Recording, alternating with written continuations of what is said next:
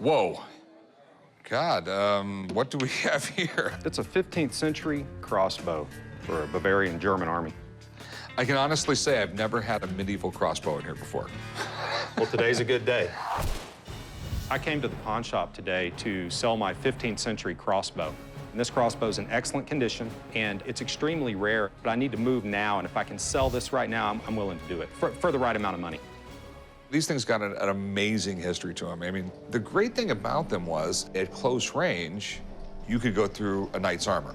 This was the first armor-piercing bullet. Yeah. It was pretty deadly. Oh, my God. Yeah. Well, it's ridiculously heavy. Well, hopefully you wouldn't be firing it with the windlass on it. Which you need a big reduction gear like this, because this steel right here, the spring steel, is something you would never pull back with your hands. Yeah, this is cutting-edge, 500-year-old technology. One of the great things about crossbows, you don't need a lot of training to use them. Basically, a guy could grab one of these things, poke his head over a wall, shoot, and duck back down. Imagine 100 men defending a castle with one of these. It's going to be really difficult to get in. What are you looking to do with it? I'm looking to sell it. I've got another one that I want to buy, and if I can sell this for a fair enough price, then I can get the other crossbow I like. What's a fair price to you? $12,000. And I have no idea if that's the correct price. I really don't. It's a reasonable price for something in this state with the original string and the original windlass on it. I mean, to me, this thing looks like it's extremely old, but I can't tell you if this thing is from the 1700s or if it's from the 1300s. Yeah, I understand. I'm gonna call a buddy and get him down here to take a look at this. It's all right with you? If I believed everything my customer said, I'd be out of business. In a heartbeat. Let me go give him a call. Okay. I'm fine with them calling in somebody. I know the guy at the shop really loves it, and I'm gonna be surprised if he lets me walk out the door carrying it. Boy, that's really nice. This is like a castle gun. This is not one that you'd really be carrying around a lot.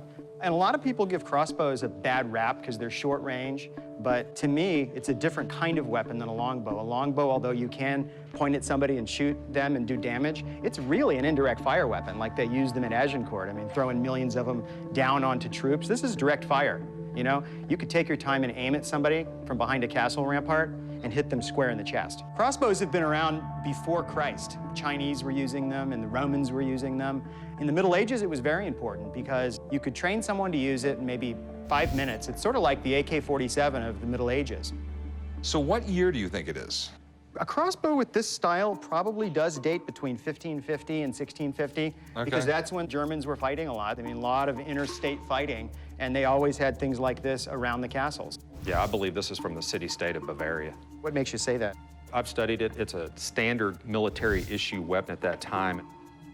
I tend to agree with you, and one of the things that sort of leads me to believe that is this bone upper cover.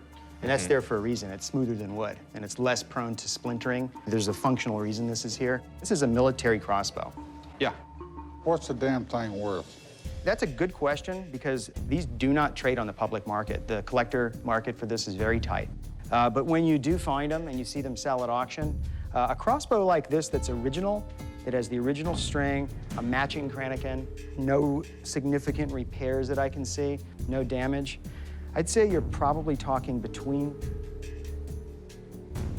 $7,000 and $10,000. I want to disagree with you. It's like twice that. I don't know. Yeah. I haven't seen one, and I monitor the auctions. Listen, I think if you put this out at a show, I'd get an offer.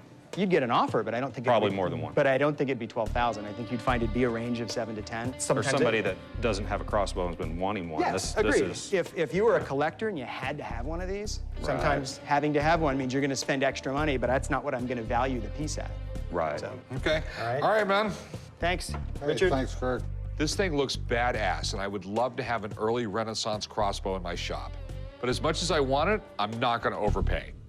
I'll tell you what, I'll give you $5,000 for it. No, I mean, I couldn't consider that. I can get a better offer than that. I can't give it away. I know you can't give it away. I mean, You put this in a man cave, nobody's going to notice sports memorabilia. They're going to walk right to the lighted case with this crossbow in it because this is a man's weapon. okay. I mean, what's your best price? My bottom dollar on it is $10,500. That's what I'll take. You know what? I'll go 7. I can't do that. You know, I need something really close to $10,500. I'll tell you what, I'll go $7,500. I mean, I'm not gonna pay what I feel it's more than it's worth. I mean, 7,500 bucks, I think that's a really fair price. You walk away with cash, there's no marketing it, anything else. I have the thing, I'm stuck with it.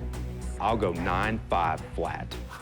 You know, I mean, I have this rule in life. I mean, if the deal's not right, the deal's not right, and the deal's only gonna be right at 7,500 bucks.